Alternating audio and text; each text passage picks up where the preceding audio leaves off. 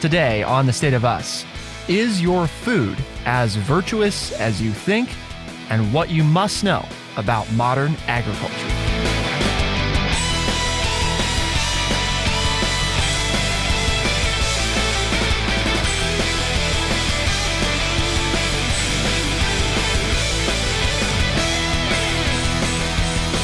Welcome to The State of Us. I'm your host, Justin T. Weller, joined, of course, today by the friendly redneck liberal and senior resident historian extraordinaire here at True Chat, Mr. Lance L. Jackson. From organic to regenerative, food labels can have a halo effect so bright it's blinding. Here, a healthy skeptic's guide to what the buzzwords actually tell us. And that's from an article in the Wall Street Journal. We've also got a New York Times piece that's entitled, "Did Farmers of the Past Know More Than We Do?" And the environmental upside of modern farming. There's a lot of conflicting information out here. You hear a lot of things about climate change and how agriculture contributes to that, which it certainly does. But also, how has modern agriculture improved our food situation?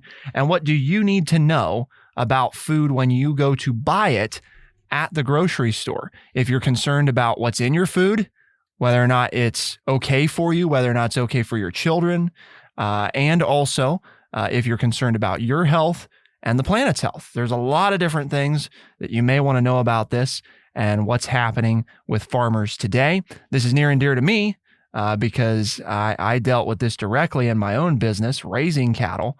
And chickens as well. So we're going to talk about it from that angle, but also look at all the different labeling. And Lance himself, I believe, is professed to be a lover of all food. So I'm sure that he'll be happy to discuss with us his taste preferences. Hey, you talked about this near and dear to your heart because you served in this business. It's near and dear to my heart because I like food. Because I eat this business. Yeah, I love good food. I'll even eat bad food. But word of the day is fallow. 2 syllables, a noun, Fallow. And definition, land plowed but not seeded for 1 or more growing seasons to kill weeds, make the soil richer, etc. And then I like the second one, untrained, inactive, said especially of the mind. Now that's not our listeners, but when you talk to others, their minds might be fallow and you need to get them to become regular listeners of the show. But fallow is the word of the day, to leave the land unplanted so that it can regenerate itself. What a novel concept. Yes, or an untrained or inattentive individual. Mm-hmm. Well, I think it's a good one because obviously it plays to our theme today, but it also is one that I'm sure people aren't probably using as much. One that they probably don't know. That's why I thought I would use it.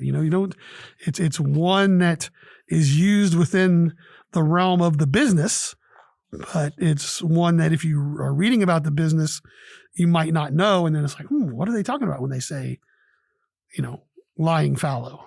Interesting too, because of the sort of positive, negative connotation. Obviously in agriculture, it's an opportunity to regenerate, rebuild the soil, a positive thing to do, maybe negative that you have to do it in the first place. But obviously from a mind standpoint, most of us probably don't want to be described as having a fallow mind. So, yeah, fascinating. But hey, you let it lay fallow the ground, not the mind. And you can maybe not have to use as many herbicides and pesticides. Yes. Might not be as many drugs in our food. We could actually eat food that hasn't been drugged so that it would grow better for us. So as we talk about how food is grown today, there's a lot of different information out there, and it can kind of be an overload, right? Because if you're someone like Lance, you've been around a while, the terminology has changed over time. And a lot of times things subtly change too, right? You've been buying something for a long time and they switch some ingredients and you don't think much of it. But is a lot of what you eat today, Lance, really the same as what it was when you were a kid eating it? No, I can tell you because it's just not, it doesn't cook the same. It doesn't look the same. when you do cook it, and it's there, you can tell that things are different. Doesn't mean that different is bad though, right? I don't want to be one of those old people that, well, back in the day. That's not me. So there are many things out there that are good. But to say that it's the same, no, it's, it in many cases obviously is not the same. So in talking about the positive and negative changes, if you're someone out there who is concerned about climate change, we'd be remiss if we don't talk about agriculture, because relatively conservative scientific estimates put it at 11% of total U.S. greenhouse gas emissions. So it definitely contributes, and it's a necessary thing, right? It's not going to be quite as simple from a standpoint of like transportation, where we can say, well, we can move to electric, right? And we can green up the electric grid, and we can remove a lot, if not all, of the emissions. The problem is that agriculture, even if you address a lot of the transportation components of it, storage components, all of which require a lot of energy, by very nature contributes to gas emissions because of the act of actually removing crops from the soil, eating them, throwing them away.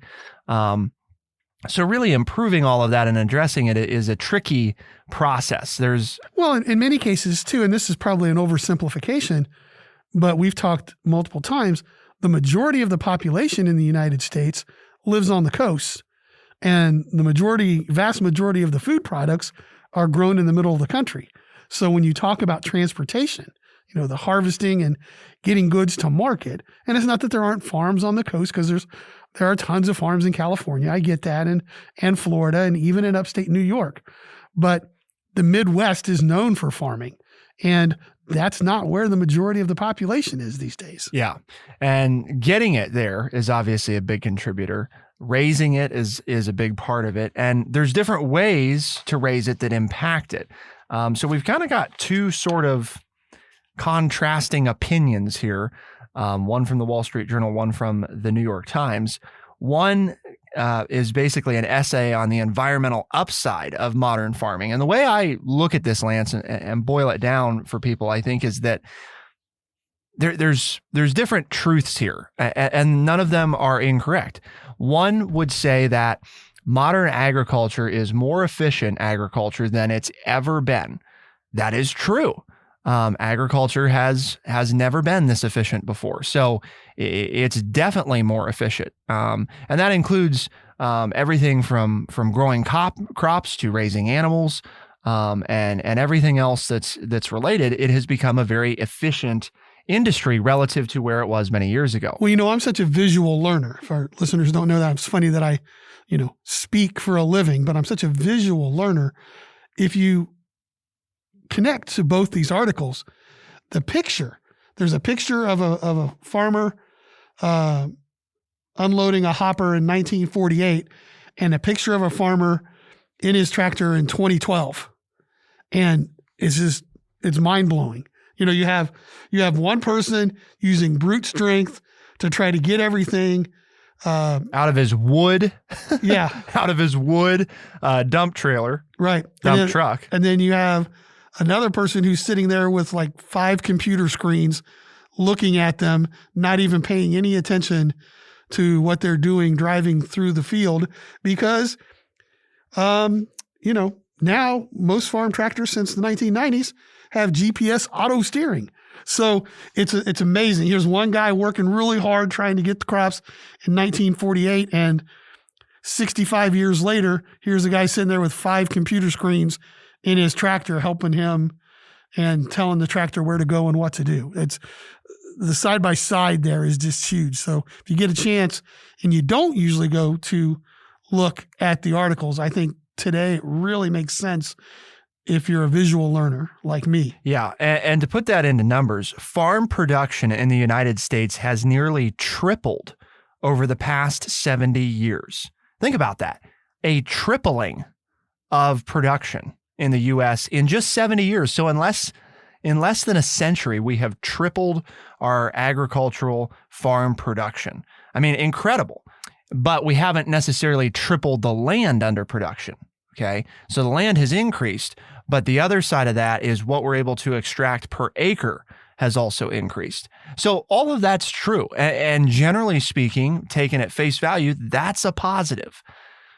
There is a cost, though, that comes at. And that's the part where I think people get concerned is what level of chemical and genetic engineering is required to achieve such results.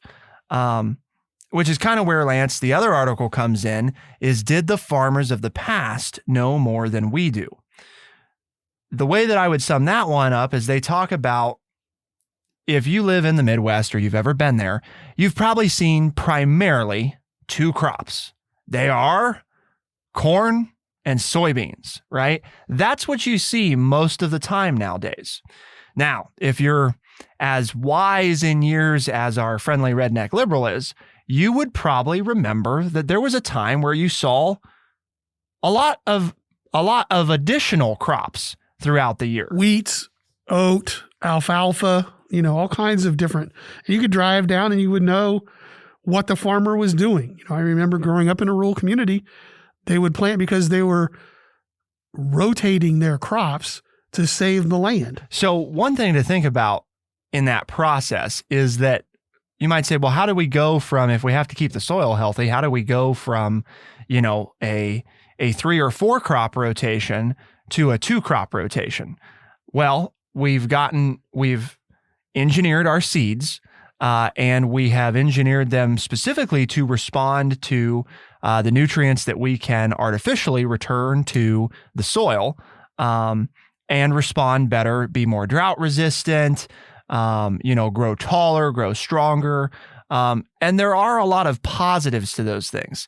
The downside, of course, is that we're increasingly reliant on chemical and artificial automation to supplement what naturally would have occurred, say, in the days of, George Washington, Thomas Jefferson, and then, of course, what really started to take root late 1800s and into the early 1900s, which was multi-crop rotation, including things like, as Lance mentioned, clover, wheat, small grains, turnips, things that you could feed your animals through the winter, in addition to the traditional corn and soybean rotation. So it wasn't that corn and soybeans weren't there. It's just that we included a lot of other elements. So really, the main difference, and I think this is important to illustrate for people, is the principle of needing to return certain nutrients to the soil to grow strong, healthy crops. That same principle has existed for hundreds of years, right? We haven't done anything new in that regard, other than the way we do it is new. And that's what raises questions then about what is in the food that you're eating. Are we sure that that's safe? And how can you make good sense of what to buy at the grocery store if you're both concerned about your health, your children's health, and the health of the planet? Let's talk about that. Keep it here on The State of Us, and we'll be right back.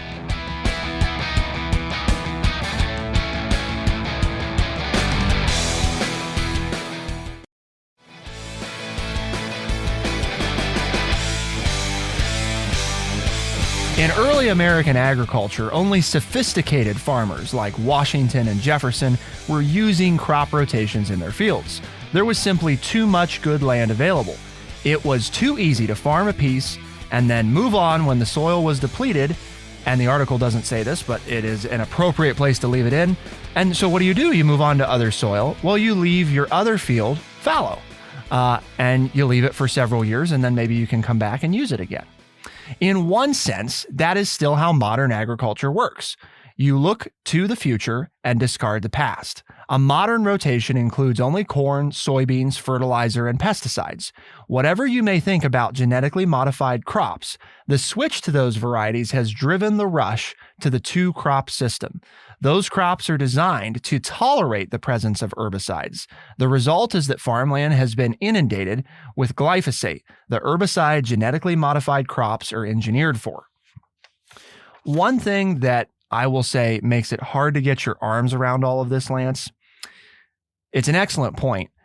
Many of the big pharma manufacturers, right, of herbicides and pesticides, you know what else they produce? Seeds. And a lot of people don't know that. So there's a coming together. Yes. They genetically modify the seeds to react in a positive manner to the herbicides and pesticides that they're also selling you. So you can't really use one without the other.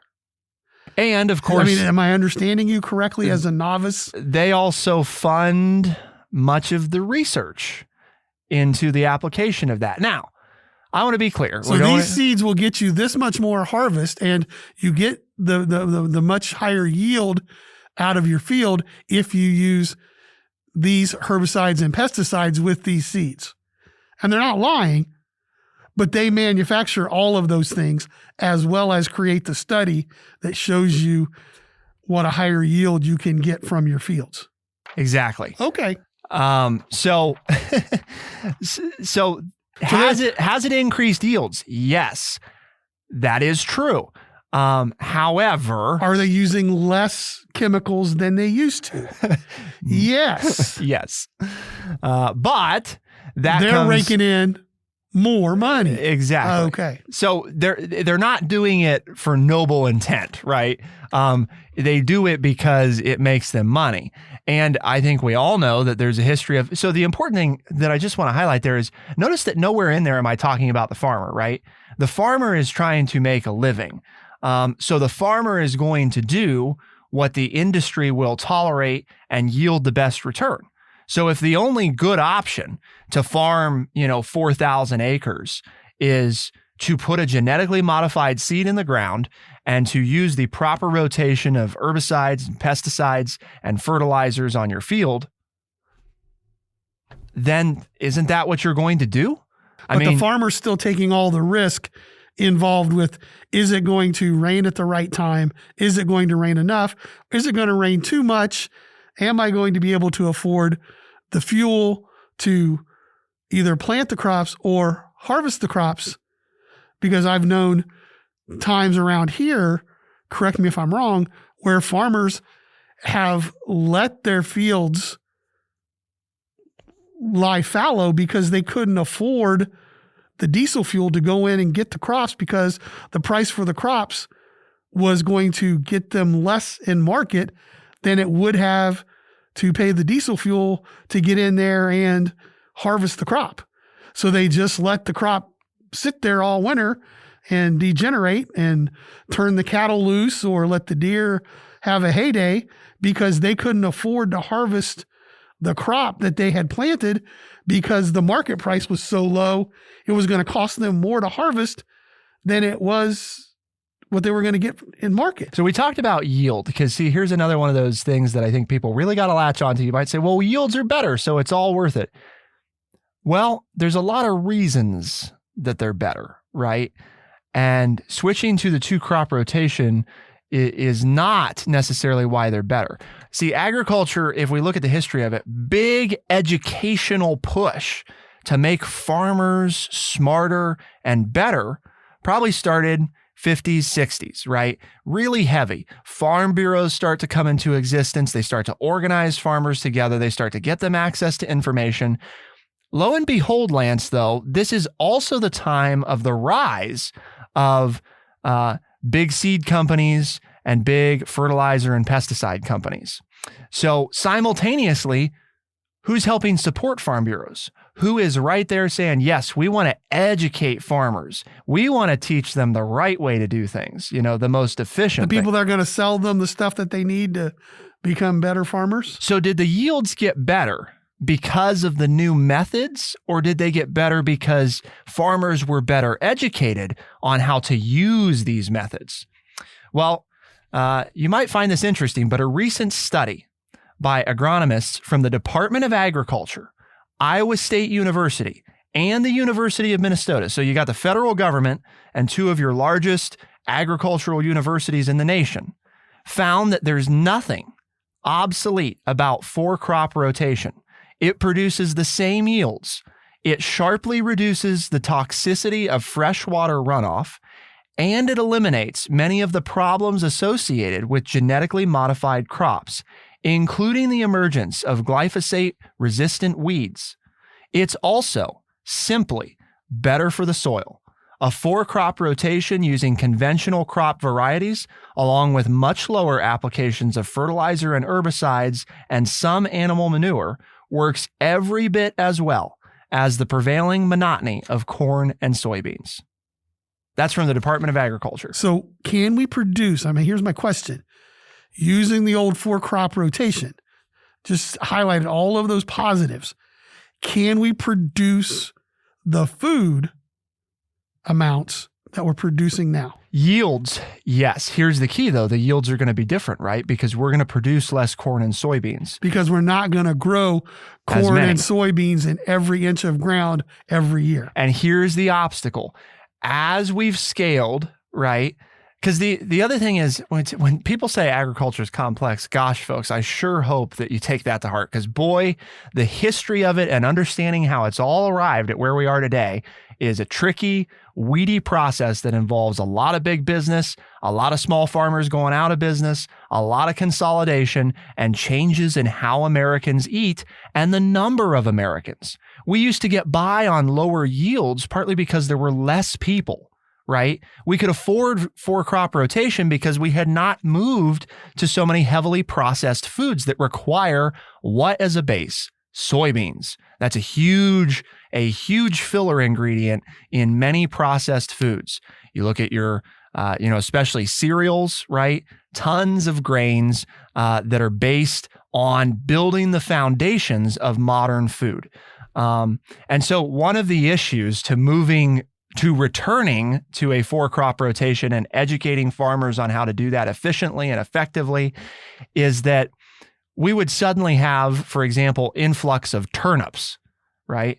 Well, how many people listening to the show, I am curious, eat turnips on a regular basis, Well, the good news is you don't have to eat them all because those can be fed to sheep and cattle. And a lot of people, turnips, yes, they can be. We feed them corn, which actually is not something that out in nature, most cattle would be eating a lot of. They'd be eating far more, legumes, all sorts of grasses, right?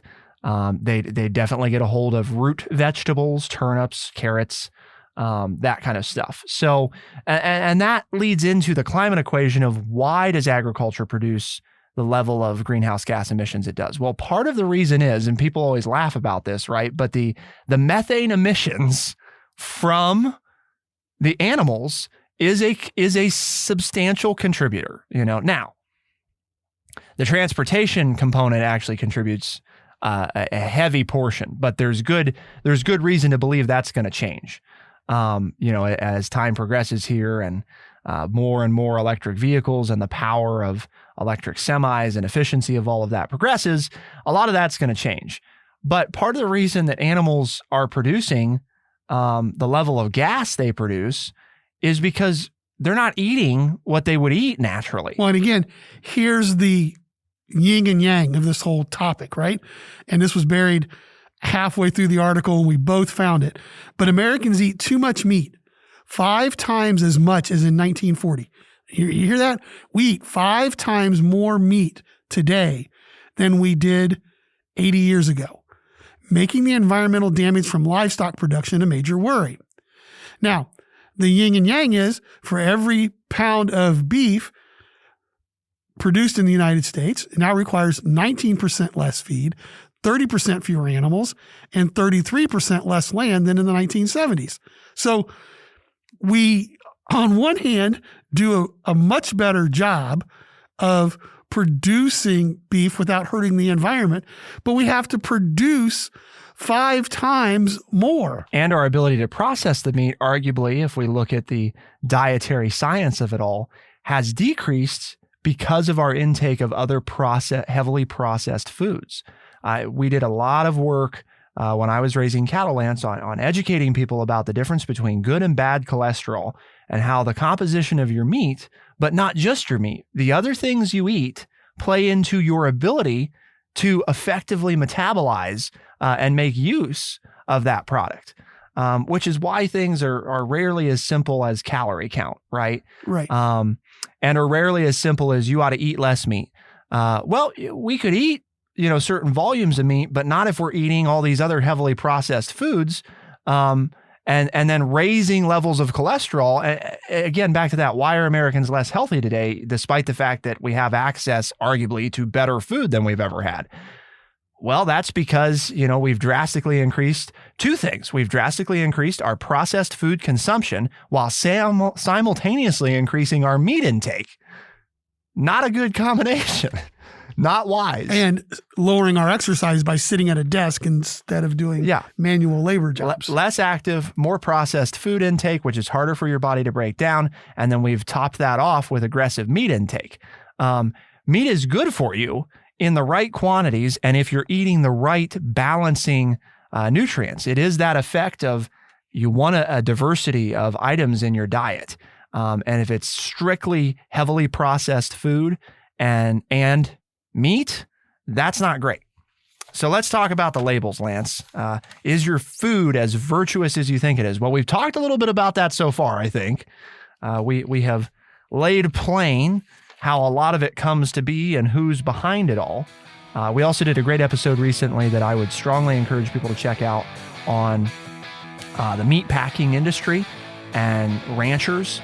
I think that was very insightful into understanding from an animal standpoint who's behind a lot of what's happening and how it's affecting the beef industry. So be sure to check that out as well. Let's talk about food labels and what you got to know. Keep it here on The State of Us, and we'll be right back.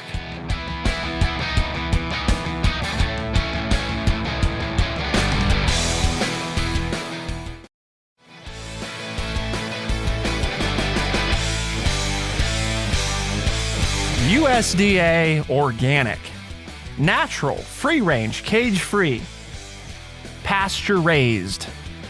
I assume, Lance, you're strolling through your local grocery store as you do, poking around, looking at stuff, finding the best deals. I'm sure you've seen all these terms thrown around in the grocery store. Well, to the point that I don't even know why I would buy it and what it's for and what is good about it. Who's who and what's what.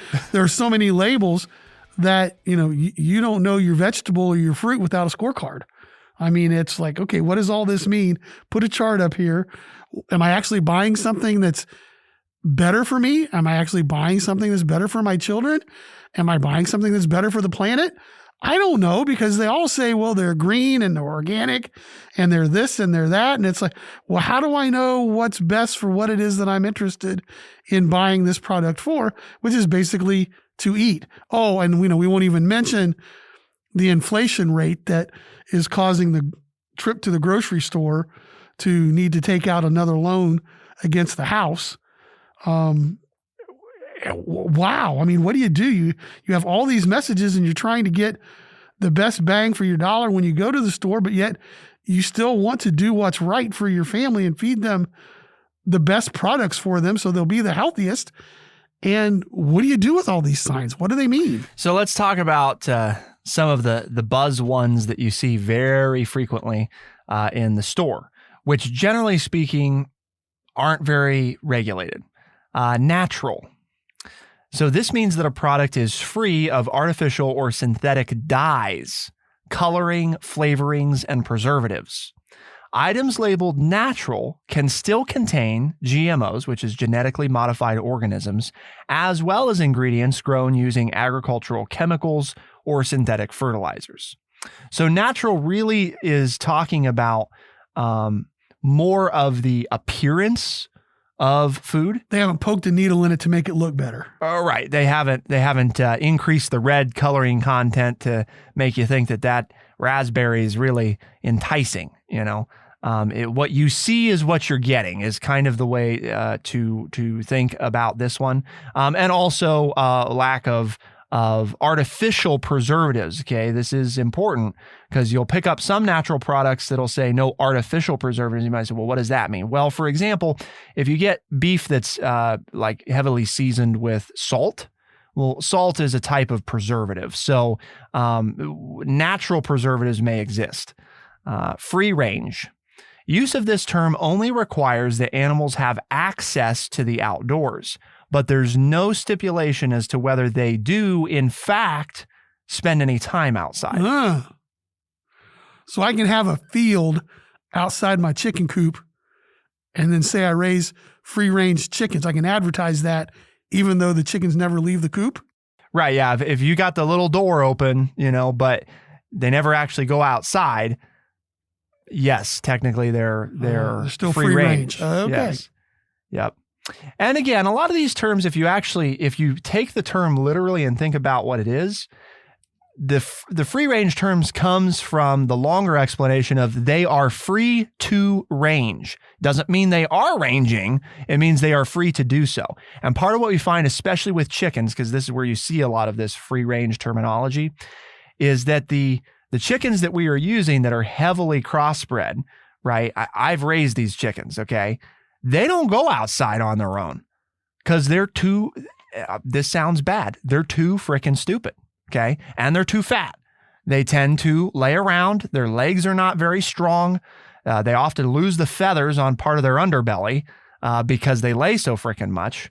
And if you chase them outside, as we had done a couple times early on in raising them, a lot of them would die because they'd lay in the sun and they were literally too stupid to get to the shade to not overheat. And the shade was just a couple feet away from them. It's not like they had to go very far. And they were also top heavy because of the way they've been crossbred, that they have huge breast meat. For the huge breast meat, that their weak legs couldn't carry them anywhere. Yes, hard to walk. So we obviously we switched away from them and went to a more quote unquote natural meat chicken. So cage free. Again, let's think of this literally. This designation typically applies to eggs. It means just what it says, that the animals cannot be kept in cages, but they can still be heavily crowded into a single barn. So is it better than being in a cage?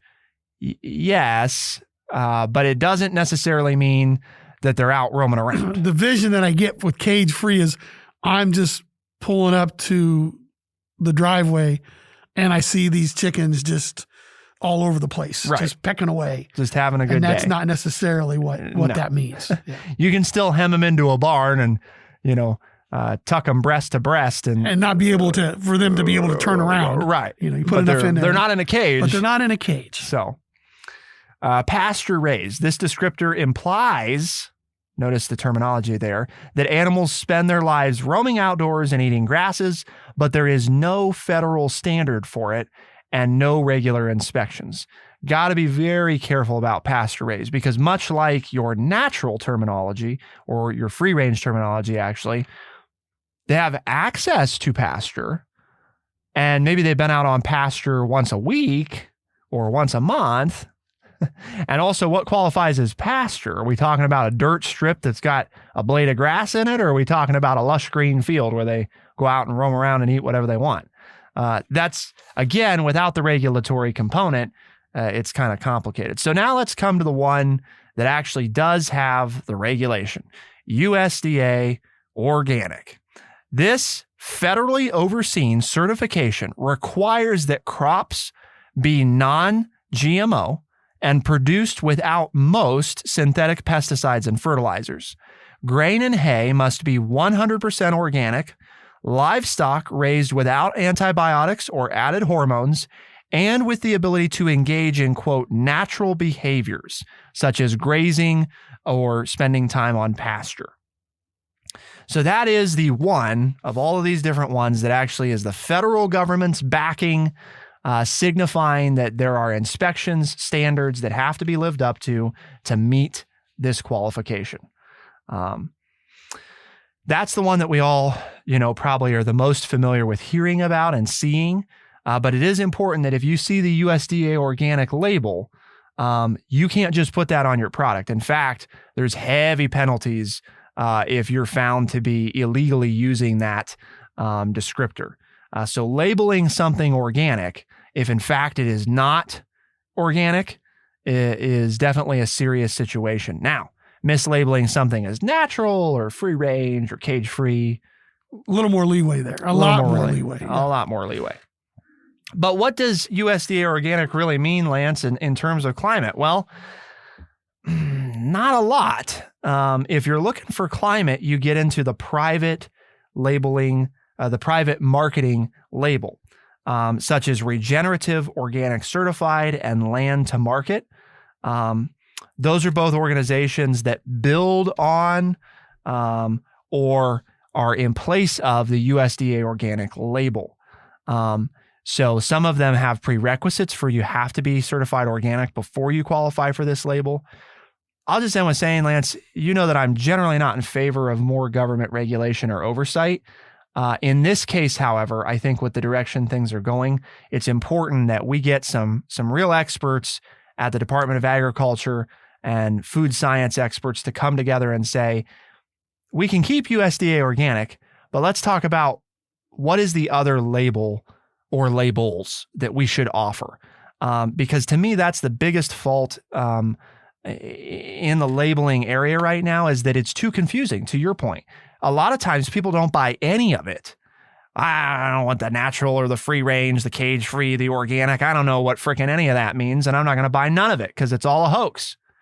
That's part of the problem, because organic is not in the same ballpark as those other things, but it often gets looped and thrown in there because of the marketing tactics that people are employing, because there's no regulation. And that makes total sense. People are trying to get you to buy their products so they can stay in business, so they can make money.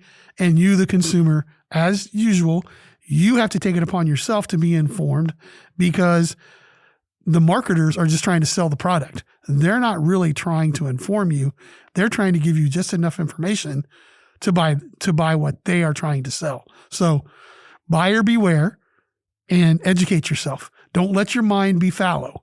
All right. Educate yourself on what all these different labels mean, and know what you want and what it is you're looking for, and go look for those items. If you need to be educated on them, we've got them linked at thestateofus.org. There's a full article that talks about each of the labels and which ones you might want to buy given, what you're looking for. So we have that information resource available to you. Please make use of it. Why do we have this conversation today, Lance? True Chat's mission is to educate people by providing honest, open, and respectful conversations. And when you're talking to people and they say, well, where'd you find out all this neat information about our food and how it's grown and what it's done and how it's changed? Tell them. You got to listen to this podcast, The State of Us. It's on Spotify, Overcast, Stitcher, Apple Podcast, and everywhere podcasts are found. The State of Us is available Tuesdays and Thursdays, first thing in the morning, as a podcast. We're also heard on the weekends on AM and FM radio stations across the country. Who's got the win today, Lance? I don't know, probably you, but I think I did a good job for not being a farmer. I had us tied, actually. Did you? Okay. I did. I only ever used it in the agricultural sense, so that'd be the trouble there. I wasn't able to spring in to cross-reference some fallowness. Yes. Okay. Yes. Which is a word, fallowness. Fallowness. Yes. For The State of Us, I'm Justin T. Weller. I'm Lance Jackson. Special thanks to producer Bradley Butch, and thank you all, our audience, for tuning in. We'll see you next time. Be the change.